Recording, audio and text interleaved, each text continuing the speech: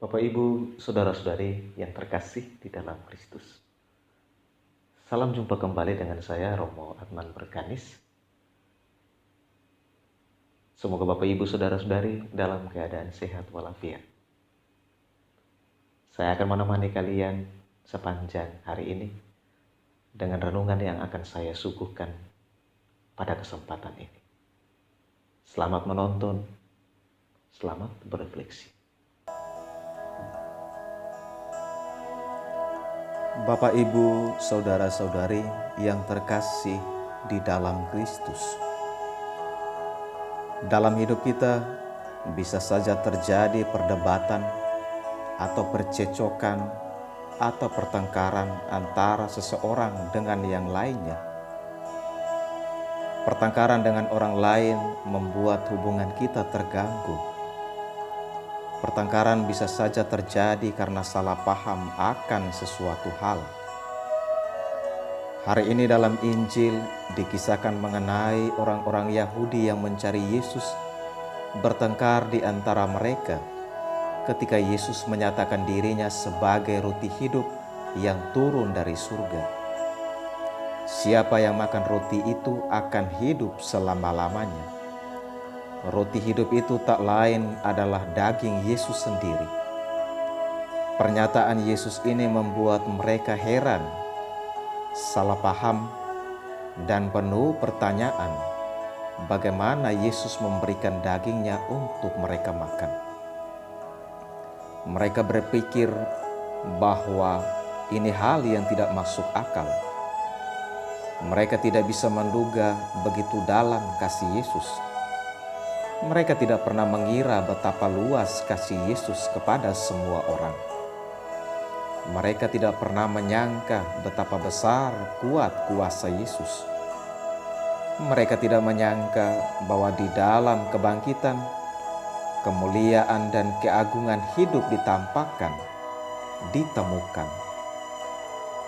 Keheranan mereka tak membuat Yesus untuk diam saja, melainkan Yesus justru tetap menegaskan bahwa jika mereka tidak makan dagingnya dan minum darahnya, mereka kehilangan hidup. Mereka tidak mempunyai hidup dalam diri mereka. Yesus menyatakan bahwa dagingnya adalah benar-benar makanan dan darahnya adalah benar-benar minuman. Yesus mengajak mereka untuk tinggal dan hidup dalam kasih-Nya, dalam hatinya. Karena itu Yesus menyatakan bahwa siapa saja yang makan dagingnya dan minum darahnya, ia tinggal di dalam Yesus dan Yesus tinggal di dalam dirinya. Yesus juga mengakui bahwa Allah Bapa yang hidup mengutusnya dan dia hidup oleh Bapa. Demikian juga siapa yang menyantap Yesus, Yesus akan memberikan hidup kepadanya. Siapa yang makan roti hidup yang adalah tubuh Yesus sendiri akan hidup selama-lamanya. Di sini sebetulnya Yesus ingin membantu mereka untuk menyelami betapa besar kasih-Nya kepada mereka, sampai-sampai rela memberikan tubuhnya sendiri menjadi santapan keselamatan. Yesus ingin mereka diselamatkan dari hidup yang berada dalam kegelapan dosa. Yesus tidak ingin mereka hilang. Yesus ingin agar mereka memiliki hidup yang sesungguhnya, yaitu hidup kekal. Itulah kesempatan terindah berjumpa dengan Tuhan yang mau mengubah mereka. Namun sayangnya, mereka keras kepala, tumpul hati nurani. Mereka pikir bahwa rencana Tuhan di luar desain mereka, dan karena itu sulit mereka terima. Mereka menilai bahwa rencana Tuhan tidak masuk akal. Bapak, Ibu, Saudara-saudari yang terkasih di dalam Kristus, pertemuan dengan Tuhan yang bangkit tentu saja akan mengubah hati dan mengubah hidup seseorang. Hal inilah yang terjadi pada diri Saulus sebagaimana dikisahkan dalam bacaan pertama pada hari ini.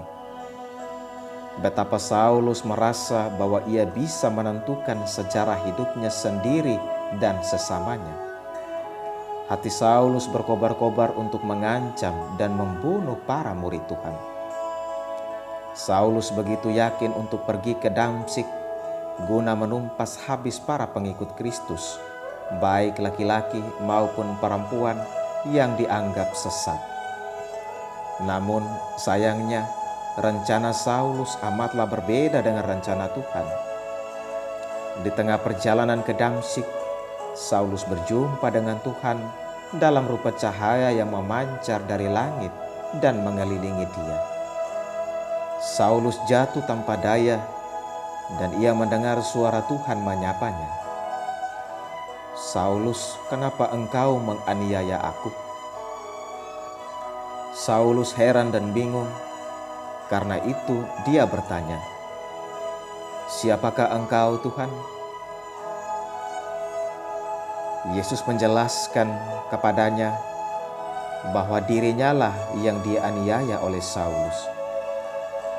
Yesus meminta Saulus untuk pergi ke dalam kota. Saulus bangkit berdiri, tetapi ia tidak bisa melihat apa-apa. Saulus tidak bisa melihat dan tidak bisa makan minum selama 3 hari. Akhirnya Tuhan mengutus Ananias untuk menyembuhkan dan membaptis Saulus. Tuhan pun memenuhi Saulus dengan Roh Kudus. Tuhan mau supaya Saulus menjadi alat pilihan baginya. Tuhanlah yang akan menentukan dan mengendalikan hidup Saulus. Saulus dapat melihat kembali lalu memberi diri untuk dibaptis. Setelah itu, Saulus tinggal bersama-sama murid Kristus di Damsyik. Di dalam bait Allah, Saulus bersaksi bahwa Yesus adalah Anak Allah. Berkat perjumpaan dengan Tuhan itulah Saulus berubah total. Bapak, Ibu, saudara-saudari yang terkasih di dalam Kristus, perjumpaan dengan Tuhan memberi makna atau arti bagi hidup seseorang. Perjumpaan dengan Tuhan membawa orang tidak lagi hidup untuk diri sendiri, melainkan hidup untuk Tuhan dan rencananya. Dalam Injil hari ini, Yesus menawarkan dirinya kepada kita sebagai makanan, sebagai santapan kehidupan. Tubuhnya yang adalah benar-benar makanan dan darahnya yang adalah benar-benar minuman ada di dalam Ekaristi. Yesus menerangkan dirinya sebagai Ekaristi. Ekaristi adalah perayaan perjumpaan kita dengan Tuhan yang memecahkan tubuhnya dan dibagikan kepada kita. Ekaristi adalah sebuah perayaan perjumpaan antara Sang Sumber keselamatan dan orang-orang yang telah diselamatkan. Ekaristi adalah sebuah perayaan perjumpaan antara sumber hidup dan kita. Di dalam Ekaristi kita menyantap seluruh peristiwa Yesus, pengajarannya, tindakannya, hidupnya, karyanya, penderitaannya, wafatnya, dan kebangkitannya. Saat kita menyambut tubuh dan darah Kristus, Kristus ada, tinggal di dalam kita, dan kita di dalam Kristus. Menyambut komuni kudus, kita bukan saja bersatu dengan Kristus, melainkan juga bersatu dengan Allah. Sebagaimana Yesus menjadi manusia benar di hadapan Bapa, demikian juga kita menjadi manusia benar di hadapan Bapa, menjadi manusia yang hidup bersama dengan Bapa. Ciri orang yang telah mengalami persatuan dengan Yesus adalah menghindari pertengkaran dan mencintai persekutuan. Tubuh Kristus yang kita sambut mengundang kita untuk membangun hidup persekutuan di antara kita. Itu berarti setelah kita menyambut tubuh Tuhan, kita juga sekaligus diutus bukan untuk mengusahakan kekudusan diri kita sendiri, melainkan juga kekudusan orang lain. Kita diutus untuk membangun tubuh mistik Kristus yang kelihatan di dunia. Di dalam dan melalui Ekaristi, kita juga mengalami penyertaan Tuhan yang nyata. Di dalam Ekaristi, Tuhan sungguh hadir di tengah-tengah kita. Kehadiran Tuhan dapat kita rasakan lewat tubuh dan darah-Nya yang kita terima. Tubuh dan darah Tuhan itulah yang menjadi kekuatan bagi kita untuk dapat mengerjakan semua tugas kita setiap hari. Hari ini kita memasuki bulan Maria. Bunda Maria telah menjalani ini semua. Ia tidak lagi hidup untuk dirinya sendiri, tetapi hidup untuk Tuhan dan rencananya, dan juga hidup untuk kita. Oleh karena itu, Bunda Maria disebut sebagai Bunda Allah dan Bunda Gereja. Maka kita boleh menyapa Bunda Maria sebagai ibu kita, ibu dari setiap orang beriman. Marilah dalam bulan ini kita tekun berdoa kepadanya agar membantu kita untuk semakin setia melaksanakan kehendak Tuhan dan tetap teguh iman dalam setiap kesulitan hidup. Amin. Selamat pagi dan selamat memasuki bulan Maria. Jaga kesehatan dan stay at home. Salve, Tuhan memberkatimu sekalian.